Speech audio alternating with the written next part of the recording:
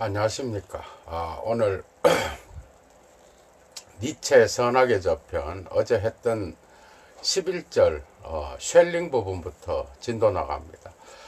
오늘 11절과 12절 가능하면 끝내려고 합니다. 오늘 강좌는 10절 중반부터 11절 중반부터 12절까지 가능하면 끝내려고 합니다. 12절은 원자론이 나오거든요. 물리학이 나와, 물리학이. 니체가 그 당시에 물리학을 다룰 정도로 상당히 똑똑했던 사람으로 다양한 분야에 있어서 칸트도 그랬죠. 칸트도 그 당시에 라이프니츠도 거의 뭐 자연과학의 정통에 있었던 사람이고, 그래서 12절은 주로 물리학에 대한 그것이 영혼의 어떤 그 원자론하고 어떻게 연결되는지 그 부분을 다루고, 11절은 어제 했던 대로 칸트를 비판하고 그 다음에 넘어가는 그런 상황인데, 어제 낭만주의를 하다가 제가 그만뒀죠.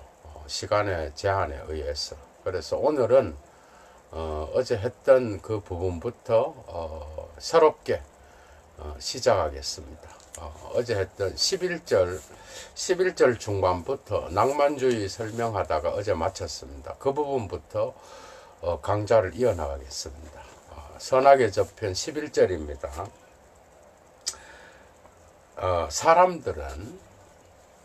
사람들은 이러한 완전한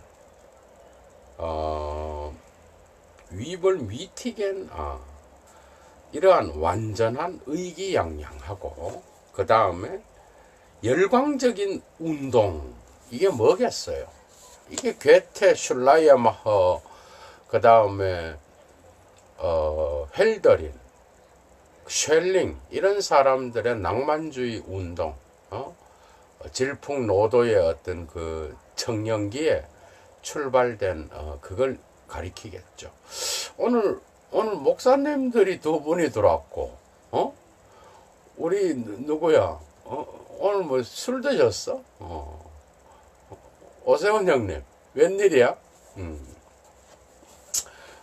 이따가 또 가시겠지. 우리 김연아 선생님 들어오셨네. 제가 9시에 한다 그랬는데 일을 하다 보니까 좀 늦었습니다. 늦었고 오늘 12절까지 끝내겠습니다. 그러니까 열광적인 운동, 이것은 괴테, 쉘링, 그 다음에 헬더린, 또 한 명은 누구죠? 슐라이어마허, 이런 사람들에 의해서 시작된 낭만주의 운동을 가리키겠죠. 그래서 사람들은 젊은이들로 구성되어 있었습니다. 이 당시에 이 낭만주의 이 철학자들, 문학가들의 어떤 그 문학운동이었습니다, 사실은.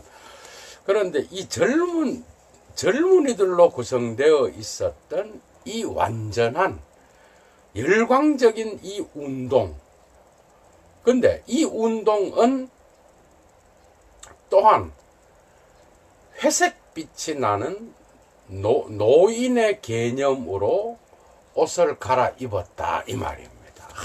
이게 또 어려운 개념이야. 그러니까 청년기의 열광적인 이러한 낭만주의 운동은 의역합니다. 이 운동은 아주 대담하게, 용감하게도 노인의 옷을 입고 있었다라는 거야. 노인의 옷. 그게 왜 그렇죠, 여러분? 노인의 옷을 입고 있었다라는 거는 어떤 자연과 인간, 그 다음에 다른 타인과 또 나와 타자와 그 다음에 자연, 이 세계 전체를 묶어주는 어떤 그러한 감정, 그 다음에 어떤 강력한 힘이라 그러죠. 슐라이어마하는 그거를 절대 의존의 감정 이렇게 말했습니다. 절대 의존의 감정이라 그랬고, 괴테 역시도 뭐 상당히 자기 작품에서 엄청나게 많은 낭만주의적 그런 사고가 들어있죠.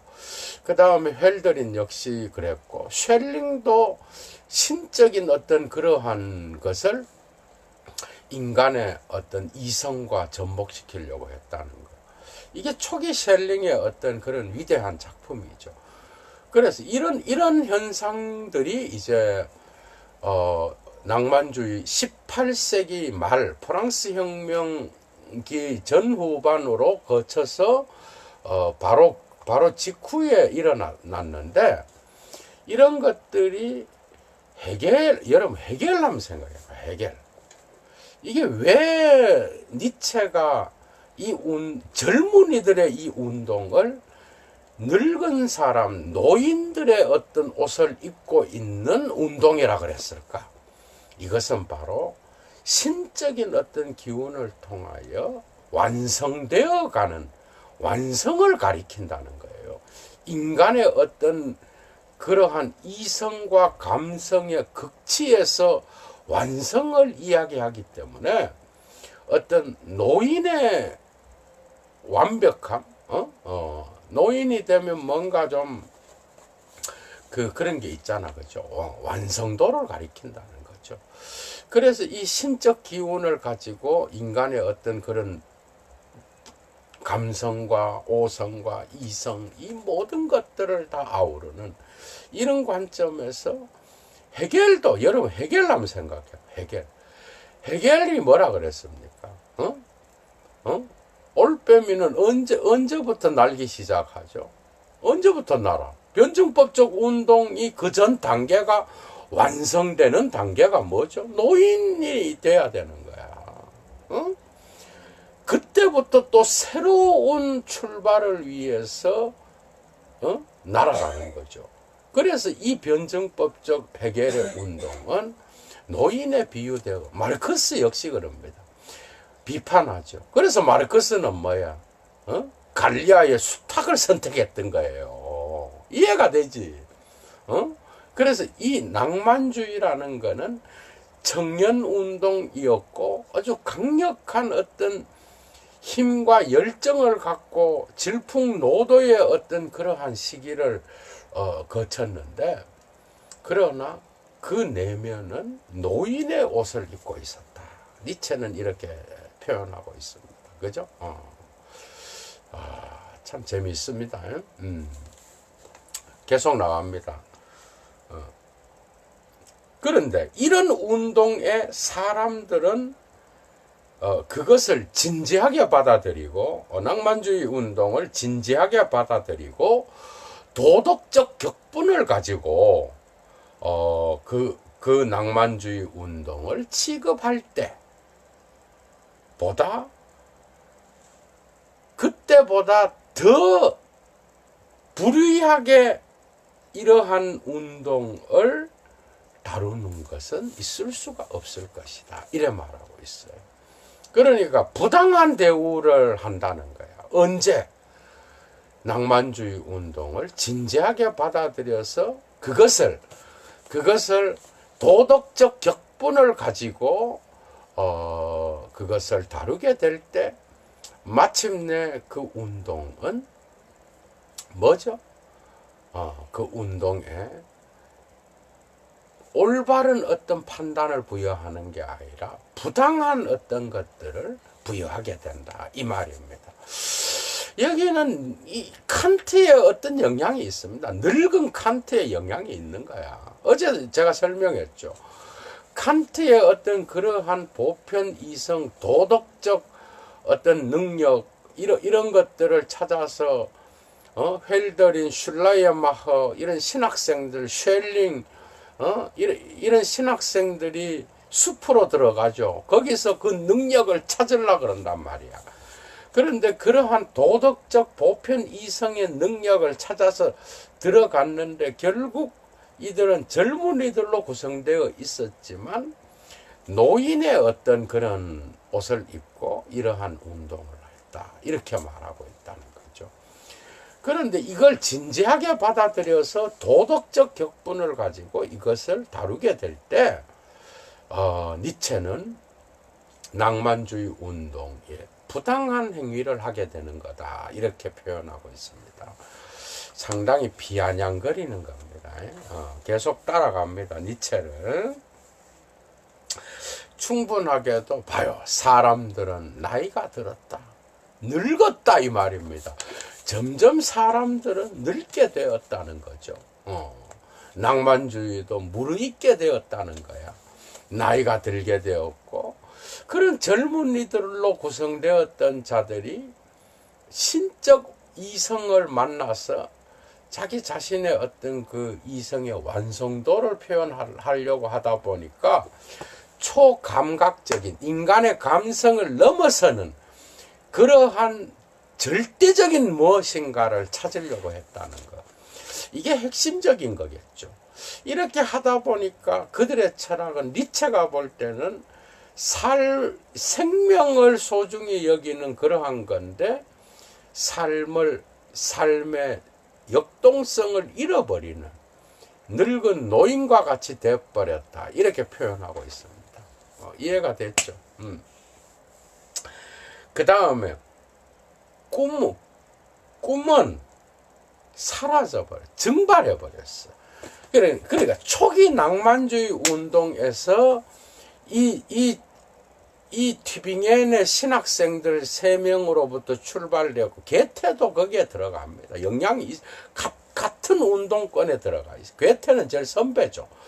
이런 청년들의 어떤 이런 낭만주의 운동, 슐라이어 마하라든지 아까 계속 얘기했던 헬더린, 그 다음에 또 누구죠?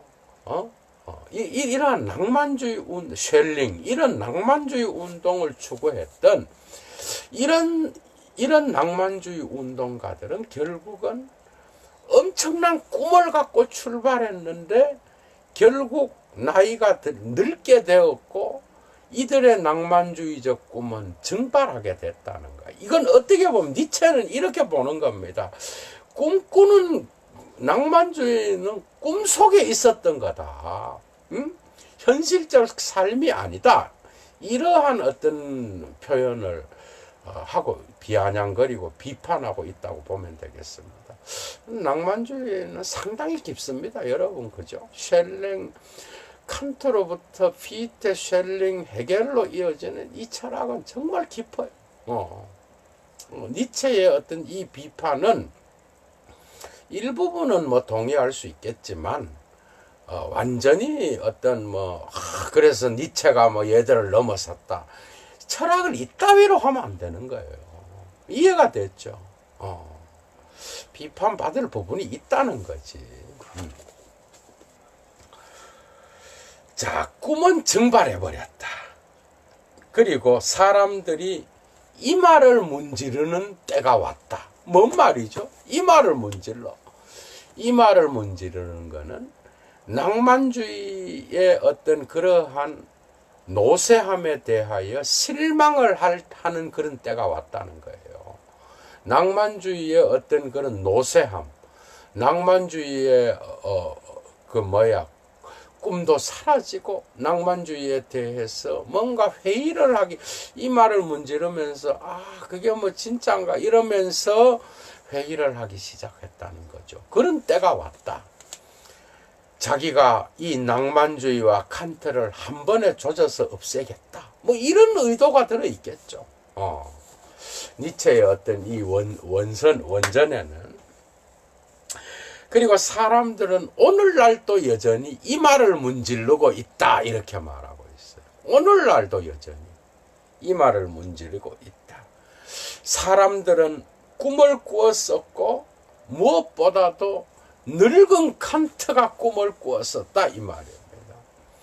이건 이런 뜻입니다. 칸트가 어제 제가 설명했듯이 칸트가 순수이성 비판에서 신의 어떤 그 영역을 우리의 이성으로 신을 증명하려는 이러한 것들에 제한을 가했다 그랬죠.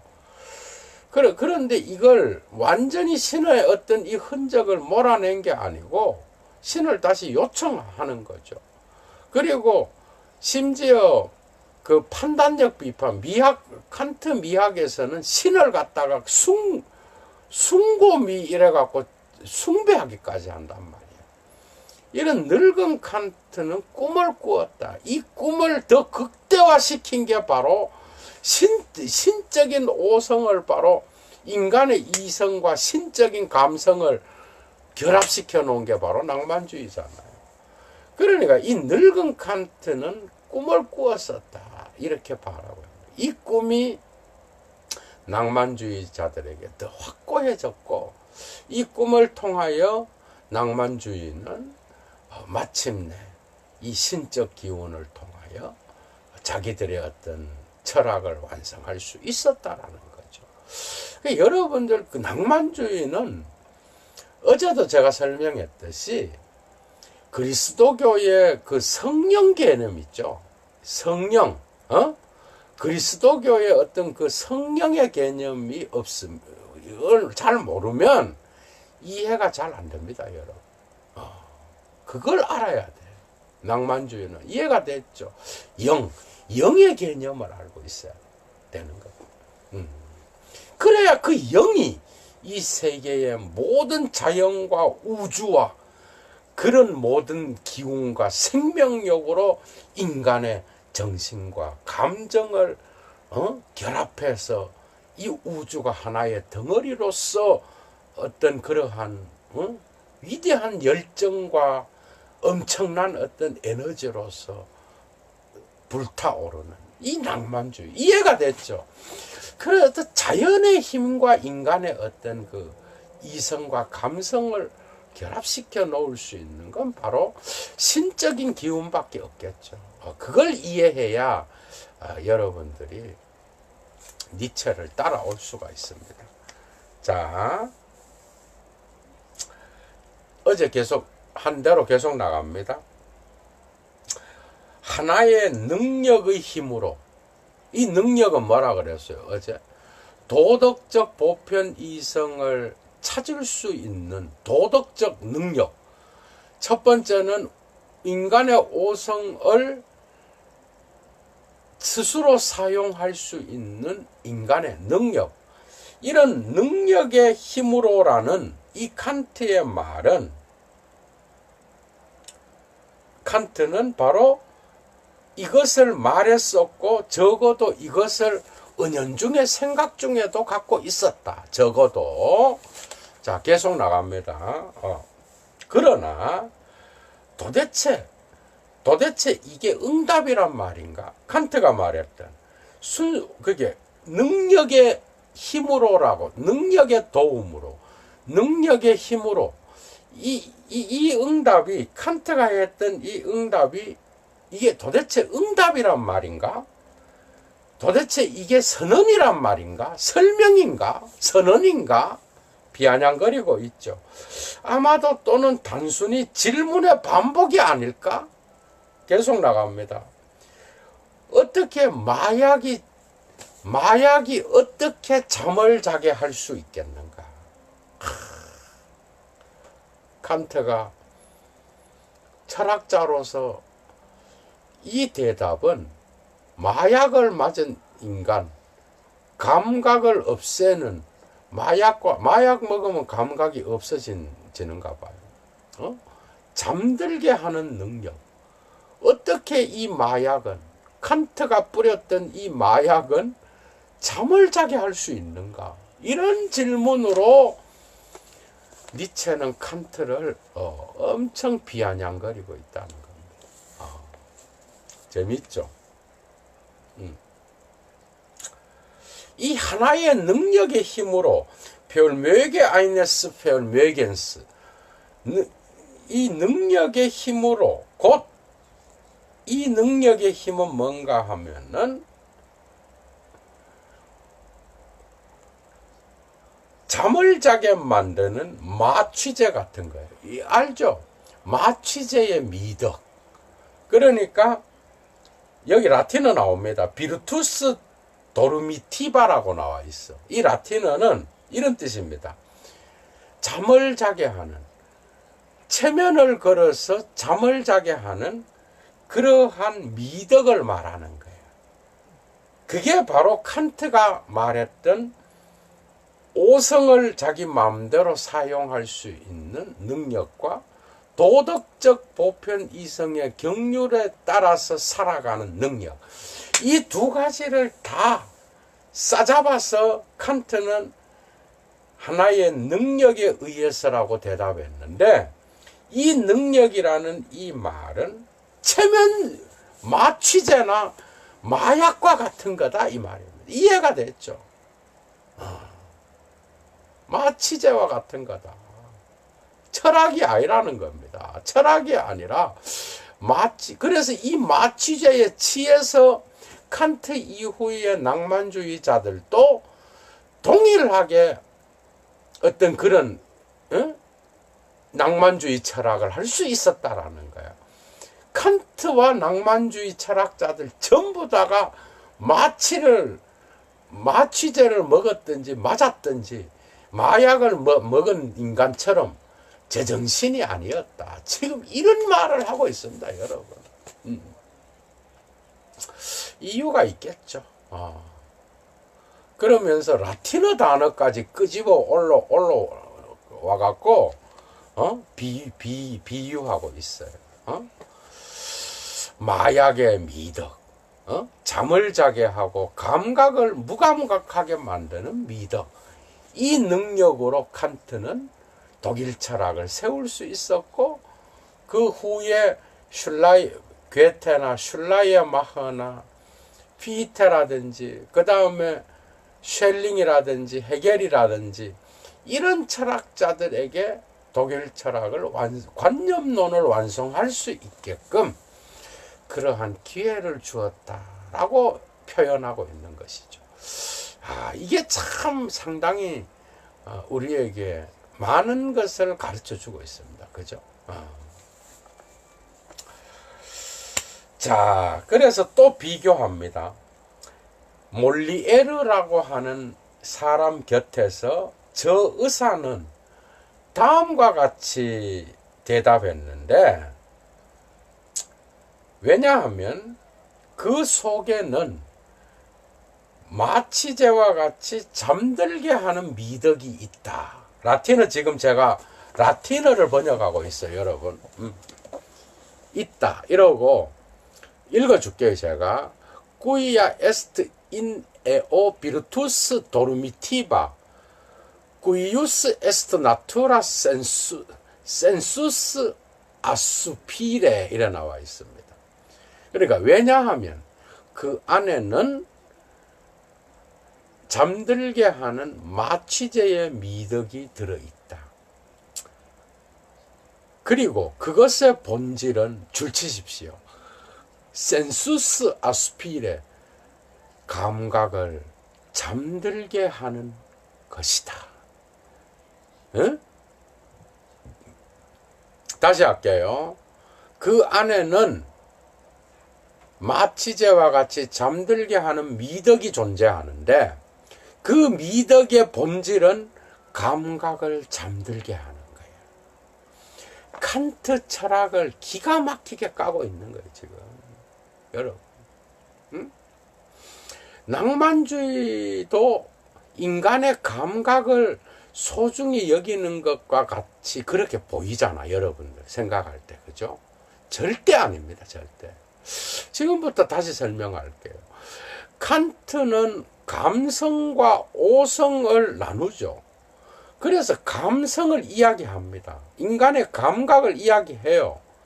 감각을 이야기하는데, 칸트의 문제는 이 감각을 오성이 통제하는 철학이야. 맞죠? 어?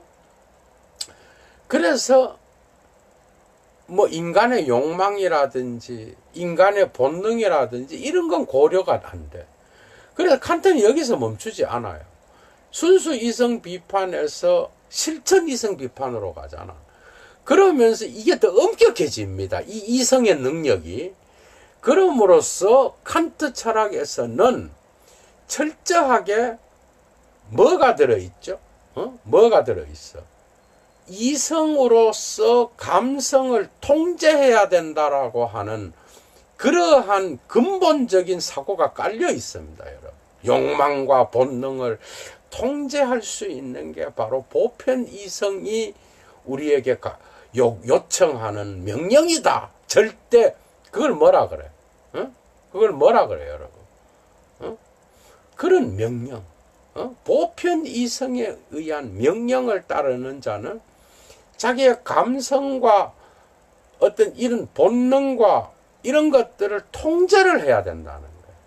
니체가 볼 때는 근데 이게 낭만주의자들한테로 가면서 신적 이성에 의존함으로써 초감각적인 게 되어버린 거야, 철학이. 이런 면이 있습니다. 이런 면이 있는데 니체가 또 이래 깐다고 하면 관념 너무 낭만주의 칸트 다 아니다 이러면 여러분들 수준이 낮은 거예요. 그런 면이 있다는 거예요. 지금 우리가 칸트를 따라가는 겁니다. 이런 사고가 있기 때문에 이 인간의 감성을 소중히 여기는 있죠. 감성을 소중히 여기는 본능과 욕망을 소중히 여기는 니체의 철학에서는 당연히 비판을 가할 수 있는 겁니다. 이해가 됐어요. 그래서 이런 것들을 니체는 프로이트한테도 물려줘. 인간의 본질을 이야기할 때 욕망과 본능을 빼놓고 그냥 이성으로 다스려라 이렇게 하면 너무 순진하게 간다는 거예요. 인간의 욕망과 본능을 제대로 볼 수 있는, 그래서 문화의 욕망과 문화의 뭐죠? 문화 속에 있는 본능까지도 볼 수 있어야 된다라고 니체는 말하거든. 이게 프로이트한테로 그대로 갑니다. 후기 프로이트한테로. 그리고 이것이 또 어디로 가는지 알아요. 락강한테로 가고, 락강을 통해서 지적이 오늘날 또 다른 방식으로 이야기하고 있다는 거죠. 니체는 이쪽으로 나가는 철학자야. 욕망의 어떤 그런 인간의 본질을 보려 그러면 인간의 욕망을 제대로 분석해야 되는데 그걸 제대로 못하고 거리로 갔다. 지금 그런 뜻입니다, 여러분. 이해했을 줄로 믿고, 그러나 이러한 대답은 코미디에 속한다. 지금 이래 말하고 있어요. Der gleichen Antworten gehören in die Komödie. 그러니까 희극에 속한다. 코미디에 속한다. 그리고 결국 칸트의 질문, 여러분 잘 따라오십시오. 세리 누나 언제 들어왔네? 칸트의 질문, 선험적 종합 판단이 어떻게 가능한가라고 하는 이 칸트의 질문을 왜 이러한 판단에 대한 신앙이 왜 필요한가 라고 하는 다른 질문으로 바꾸어야 할 때가 왔다라는 거예요. 뭔 말이냐? 선험적 종합 판단이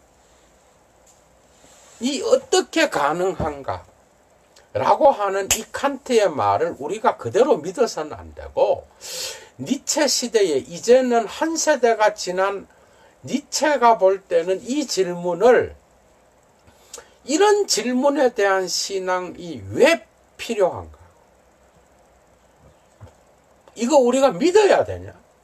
이 선험적 종합 판단이라고 하는 이 칸트의 말을 우리가 믿어야 되냐 이 말이에요. 다른 말로 하면 이 질문으로 칸트의 질문을 대체시켜야 된다 이렇게 말하고 있어요.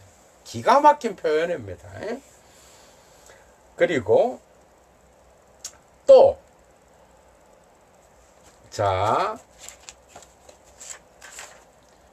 우리와 같은 인간의 종이죠. 우리 인간이니까 우리와 같은 종의 본질의 보존을 목적으로, 보존을 위하여, 종의 보존을 위하여 이러한 선언적 종합 판단이 참된 것으로 믿어져야 한다라는 것을 개념 파악할 때가 왔다. 뭔 말이죠? 그러니까 인간 종의 보존을 위하여 칸트와 같은 이런 종합 판단이 진짜다라고 믿어져야 된다라는 이 사실을 우리가 이해해야 될 때가 왔다라는 거야. 이제는 이 종합 판단에 대하여 참이다라고 인간 종의 보존을 위하여 칸트가 말했는지 모르지만은 여기에 의심의 칼날을 갖다 대고 비판적 의심을 이제는 해야 된다는 니체의 어떤 그런 진단이 이 속에 들어 있습니다. 넘어갑니다. 이런 뜻이 이제 들어 있었던 거죠. 어찌하여 이 판단은 당연히 거짓된 판단이 될 수 없는가? 이해가 됐죠. 왜 이게 진짜냐? 왜 선언적 종합 판단이 참이냐? 우리가 왜 이걸 받아들여야 되느냐? 지금 니체는 다시 반문하고 있는 것이죠. 재밌습니다. 계속 나갑니다. 혹은 보다 독일적으로 말해서 도이철 게레데트 운트 그로프 운트 그린틀리히 보다 독일적으로 말해서 거칠고 철저하게 말해서 우리는 말해서 선언적 종합 판단이라고 하는 것은 조금도 가능해서는 안 된다. 니체의 말입니다. 이거는 이제 니체의 말이에요. 왜 이래 말하면 안 돼? 선언적 종합 판단이 가능하지 않다라고 왜 말하면 안 되냐? 불가능하다. 니체가 볼 때는 그렇게 말하고 있어요. 칸트의 어떤 핵심 철학을 까고 있는 거죠. Wir haben kein Recht auf sie in unserem Mund sind es lauter falsche Teile 이래 말하고 우리는 선언적 종합 판단에 대한 권한을 갖고 있지 않다. 그리고 우리의 입속에는 순전히 거짓된 판단만이 존재한다. 기가 막힌 말입니다, 여러분. 여러분, 칸트는 선비고 니체는 광대입니다. 이해가 되죠? 기가 막힌 표현입니다. 선비들이죠, 선비. 칸트가 선비인데 선비의 옷을 딱 입고 간단 말이에요. 그런데 니체가 가서 그 선비의 갓을 갖다가 확 뺏겨갖고 이거 왜 쓰고 다녀? 내던지는 거야. 이거 꼭 써야 돼? 이런 거랑 같은 거예요. 지금 비슷한 거란 말이야, 여러분. 재밌죠? 그 갓을 갖다가 확 벗겨서 겨울에 던져버린다든지. 니체가 참 광대입니다. 광대의 특권은 뭐예요, 여러분? 광대의 특권은 조선시대에도 그랬고 중국의 어떤 그런 고대시대에도 그랬어요. 광대만이 정부를 비판할 수 있었어. 그죠? 비판해가 왜? 해학과 그 다음 풍자를 허락했던 게 바로 광대의 역할이었거든. 근데 이제 보통 못 알아듣는데 광대도 정부 비판하는 걸 황제가 알았다고 하면 죽여버리겠죠. 그런데 모르게 광대 짓을 한다는 거죠. 서민들 속으로 들어가서. 이해가 되죠. 이 광대 짓을 광대가 돼갖고 그냥 자기 위에 있는 독일에 있는 칸트부터 헤겔 재수 없는 인간들 이 인간들을 조져야 되겠다. 이래 생각하고 이제 자기의 철학을 펼치는 거죠. 이런 겁니다. 순수 이성 비판이고 또 선언적 종합 판단이고 뭐고 간에 네 속에 있는 네 본능을 잘 살펴봐라. 네 속에 있는 네 욕망을 한번 살펴봐라. 그게 통제가 되냐 이 새끼야. 지금 이런 얘기를 하고 있는 거죠. 그렇게 선비와 같이 고고한 척 하는 인간이 과연 너는 욕망을 안 갖고 있느냐? 너의 그 선비와 같은 태도에는 네 배후에 뭐가 들어있느냐? 니체는 지금 이걸 이야기하려는 거예요. 이걸. 응? 인간의 이성이 별 거냐? 인간의 이성은 고대시대에 그 교환, 여러분, 인간이 사회가 발달하면서 최초에 나타난 현상이 사고 파는 겁니다. 사고 파는 거를 잘 하려고 이성이 나타났다 그러거든. 니체가 도덕의 계보학에서 사고 파는 계산을 기가 막히게 잘하려고 인간들이, 그게 발달된 게 상업이고 법이라는 거예요. 법. 그래서 빚지면 억울하잖아.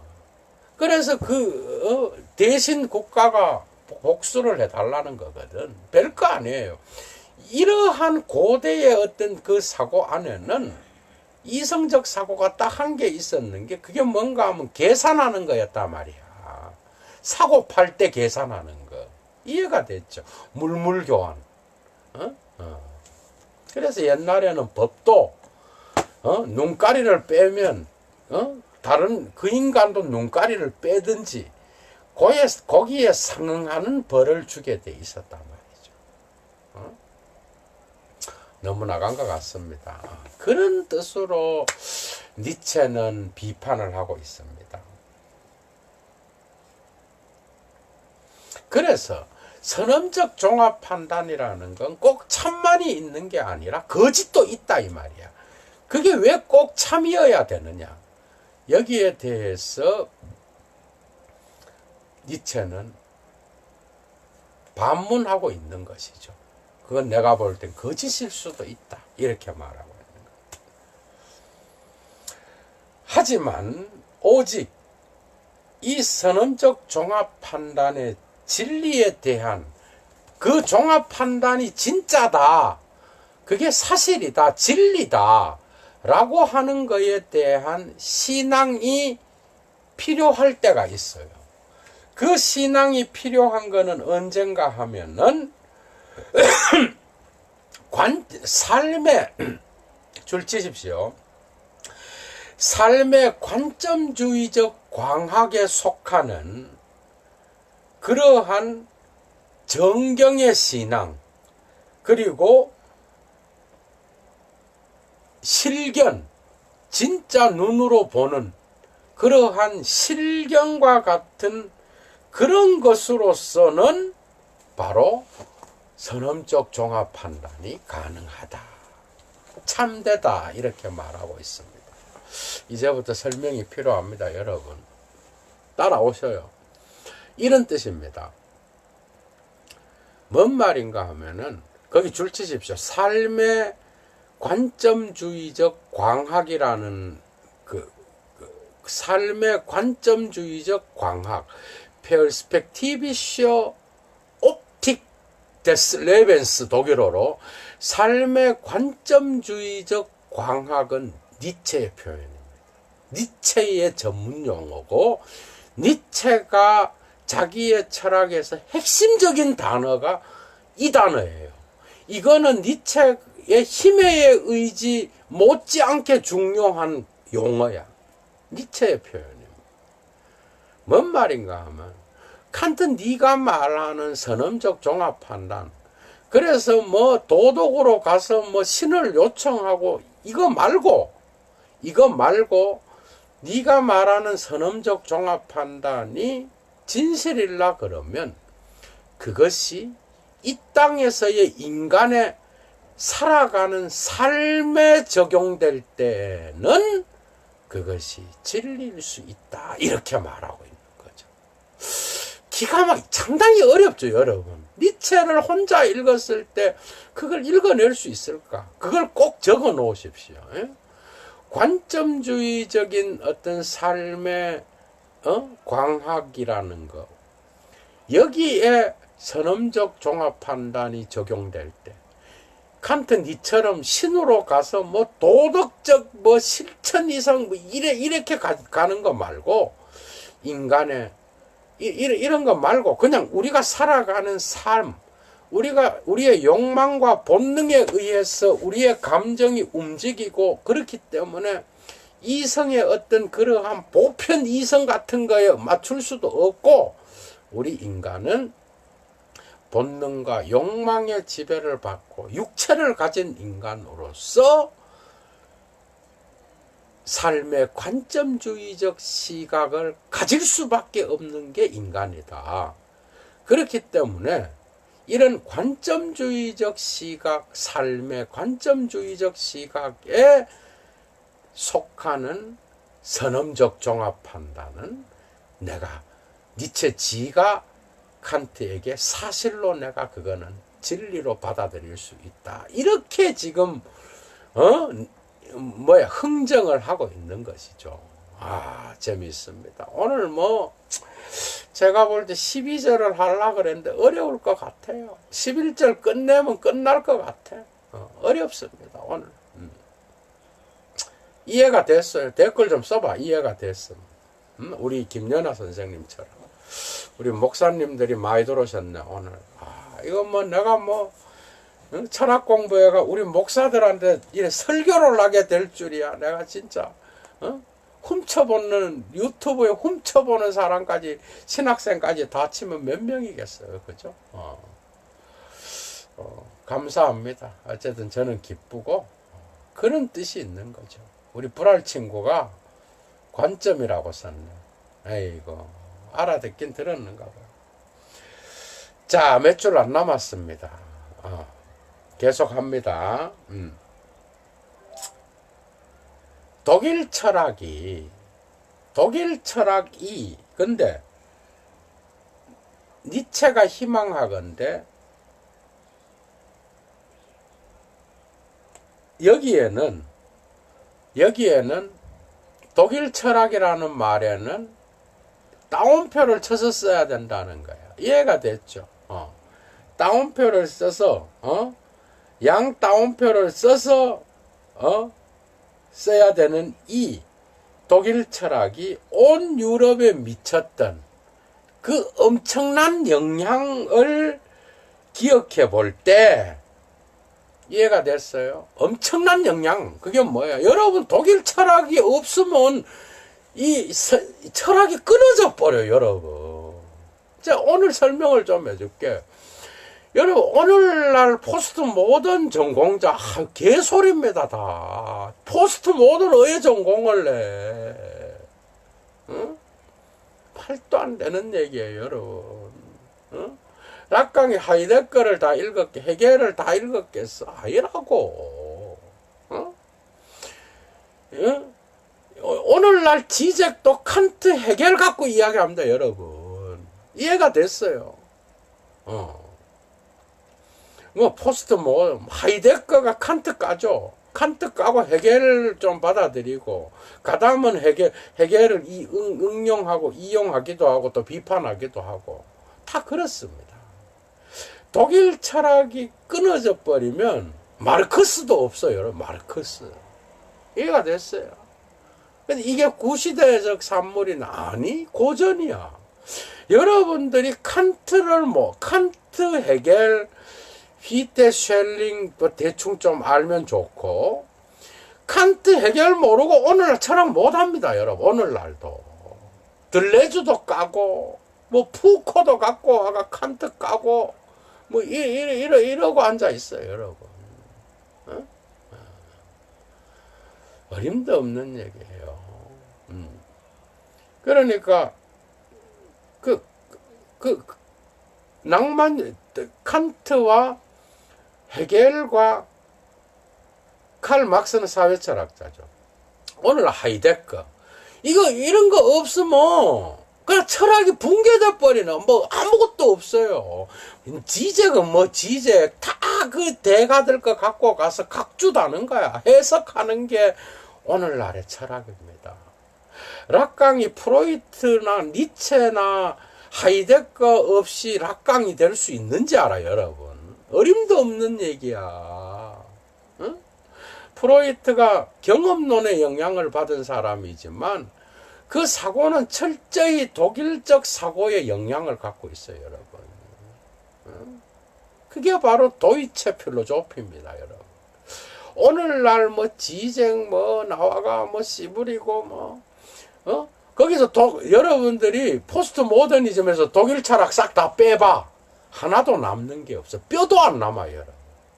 이해가 되죠? 뼈가 다 그거라고. 기억하시기 바랍니다. 근데 포스트 모던의 아버지가 니체예요, 니체. 여러분들이 니체를 읽으면 이런 것들이 다 들어오게 돼 있다는 거지. 자, 계속 나갑니다. 오늘 11절은 끝낼 수 있을 것 같아. 안전하게, 그죠? 완벽하고 안전하게 11절은 확실히 오늘 끝낼 수 있다. 그 희망을 갖고. 자, 독일 철학이 전체 유럽에 미쳤던 그 엄청난 영향을 기억해 보면 다음과 같은 사실은 의심의 여지가 없다. 뭐가 의심의 여지가 없는가 하면은 그 독일 철학이 위대하게 발전할 수 있었던 데에는 확실히 비르투스 도르미티바, 환각제와 같은 마약과 같은 그런 미덕, 잠자게 하는 감각을 잠재우는 그 미덕, 한마디로 할게요. 감각을 죽여버리는 그러한 환각제가 작용했다라는 거예요. 이해가 됐죠? 칸트, 그러니까 이런 걸 생각해 볼 때 이런 철학이 발달할 수 있었다라는 것은 감각을 죽이고 이성을 강조했기 때문에 가능했다라는 거야. 다른 말로 말하면. 또 다른 말로 말하면 욕망과 본능을 죽이고 이성을 강조했기 때문에 가능했던 거였다. 니체는 지금 이래 말하고 보편 이성, 뭐 신적 이성, 그 다음 뭐 이런 거. 그래서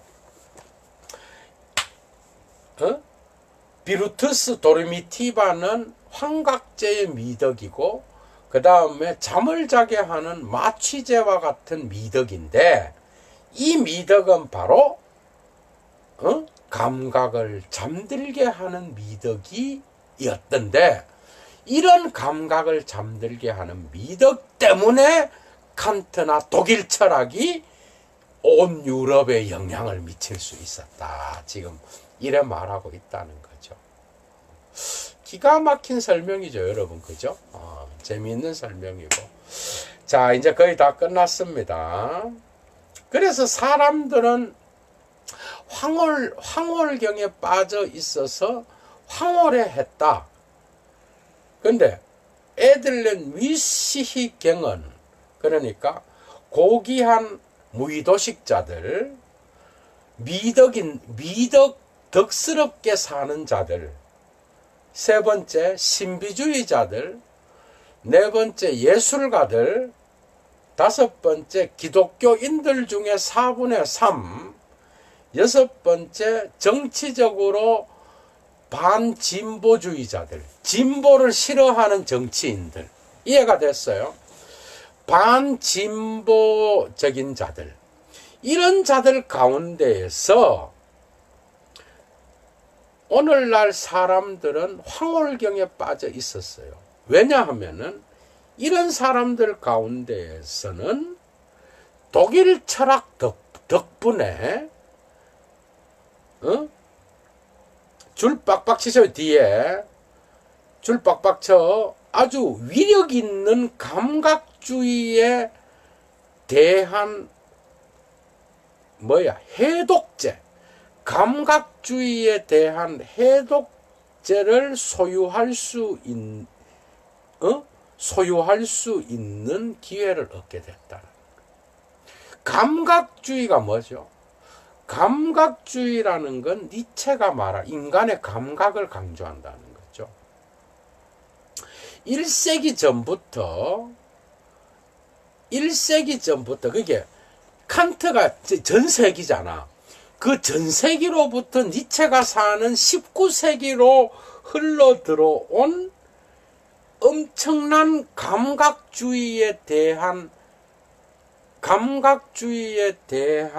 뭐예요? 개겐 기프트, 해독제. 감각주의에 대한 해독제를 가질 수 있었다라는 거예요. 이해가 됐어요? 거기 줄 치십시오. 젠주알리스무스라 그래, 독일어로.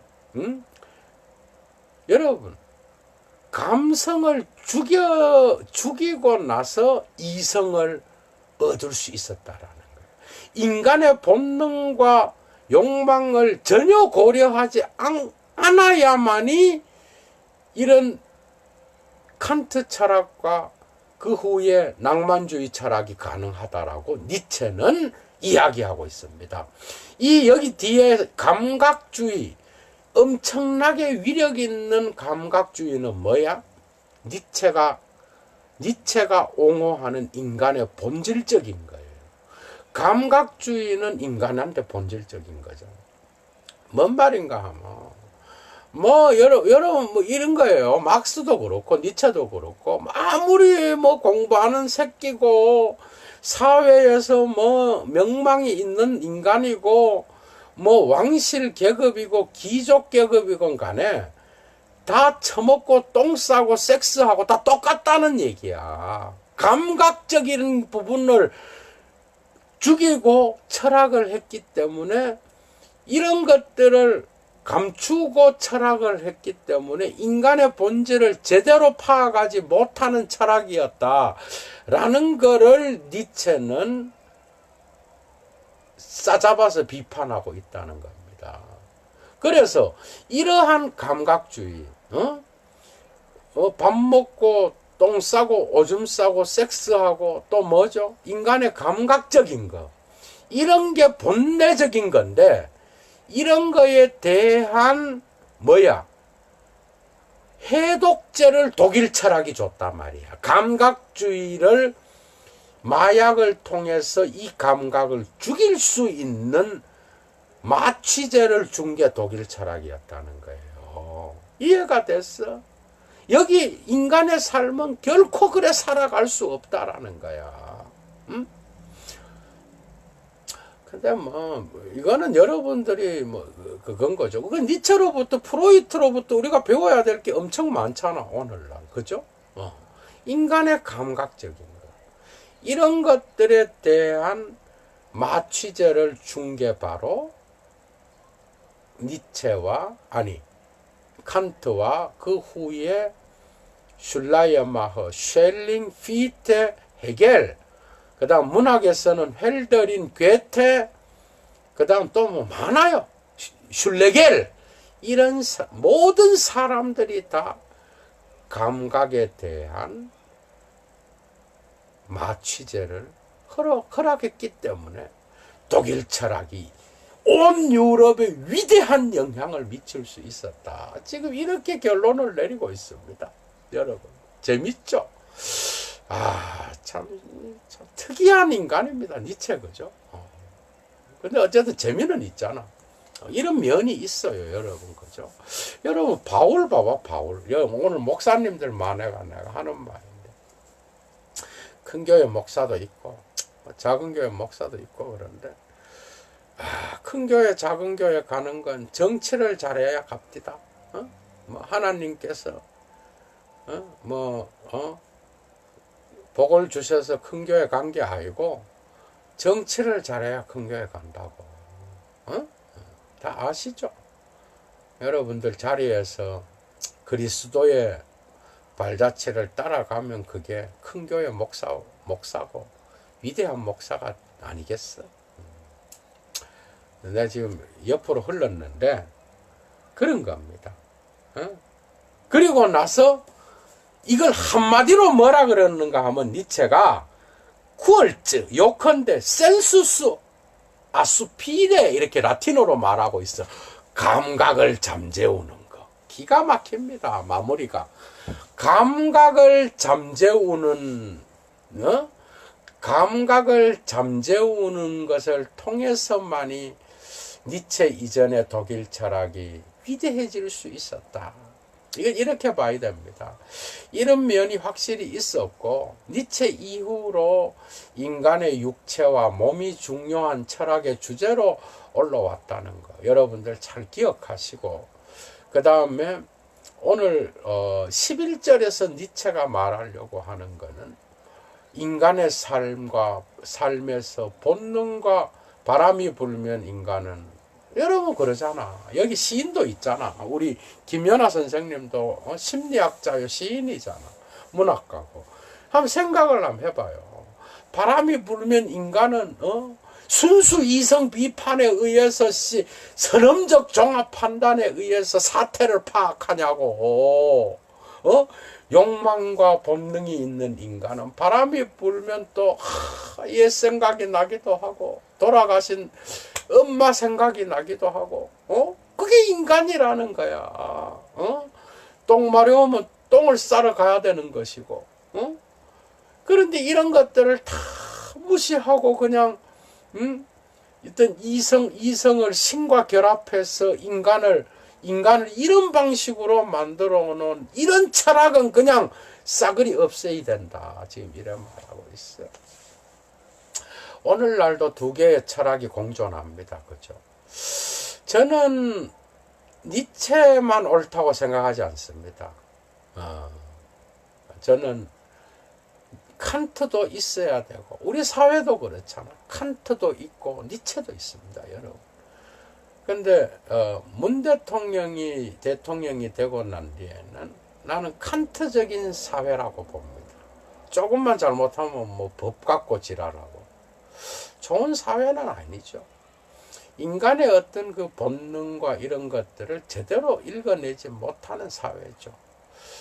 그런 칸트와 니체는 어느 시대에나 있었습니다. 그리스 시대에는 니체적인 게 강했다 그러고 또 한편으로는 칸트적인 게 강했고 초기 로마 시대는 니체적인 것보다는 칸트적인 게 강했겠죠. 왜? 규율로 질서를 잡아야 되니까. 그 이후로 이제 로마 제국이 지배하게 되면서 니체적인 게 또 올라왔겠죠. 우리는 양쪽을 다 고민해 봐야 됩니다. 특히 목회자들은 인간을 잘 알아야 됩니다. 스스로를 속여서도 안 되고 바울조차도 자기의 욕망을 얘기했죠. 내가 신의 법을 알지만 신의 뜻을 따라 살기는 상당히 어렵다. 나는 육체를 떠나고 싶다. 내가 육체를 가진 인간으로서 정말 신의 뜻을 따라 산다는 것은 주의 은혜다. 나도 못 산다. 이런 말 하잖아, 여러분. 목사가 뭔데? 바울도 그래 얘기하는데. 이게 바로 기독교입니다. 니체적인 이런 것들을 많이 통해서 우리는 엄청 많은 걸 배울 수 있다는 거죠. 그리고 나서 이런 걸 고려하고 나서 또 칸트적인 어떤 이러한 세계 안에서의 질서와 도덕 법칙을 우리는 잘 준수해야 되겠죠. 자, 이런 것들이 바로 철학입니다. 여러분 오늘 저녁 어쨌든 예도의 강좌를 오늘 뭐 목사님들이 무수히 들어와서 나는 뭐 특이한 현상이고 기쁩니다. 제가 니체 다음 시간에 이틀 연장하니까 목이 그냥 갔어. 다음 시간에 제가 물리학 12절은 물리학을 다뤄요. 라이프니츠가 단자론 이야기했죠. 원자적 단자론을 이야기한 보스코비치라는 학자가 있어. 이 학자를 또 이야기해야 돼요. 다음 시간에는 제가 언제 또 할지 모릅니다. 언제 할지 모르겠고 또 갑자기 또 미쳐서 한다 그럴지 모르겠는데 12절을 하겠습니다. 오늘 11절이고 참여해 주셔서 감사합니다. 그리고 특히 여기 성직자분들은 예도를 위해서 기도를 해주시길 바라고 항상 제가 이런 부탁은 처음 하는데 내가 그리스도인이거든. 나는 그리스도인인데 뭐 교인은 아니야. 나는 교회를 다니고 이러진 않는데 뭔 기도를 하는가 하면 겸손하게 나의 길을 잘 갈 수 있도록 그렇게 기도를 항상 제가 생각나면 해주시고 저도 이거 사명이라고 생각하거든. 어쨌든 제 신앙에 따라서 초심을 잃지 않고 겸손히 끝까지 철학자로서의 길을 갈 수 있도록 뒤에서 잘 영적인 기도로 밀어주시기 바랍니다. 사적인 얘기를 해서 죄송하고 이제 저는 물러가겠습니다. 여러분 오늘 저녁 만나서 반가웠어요. 오늘 니체 11장 끝냈습니다. 좋은 밤 되세요.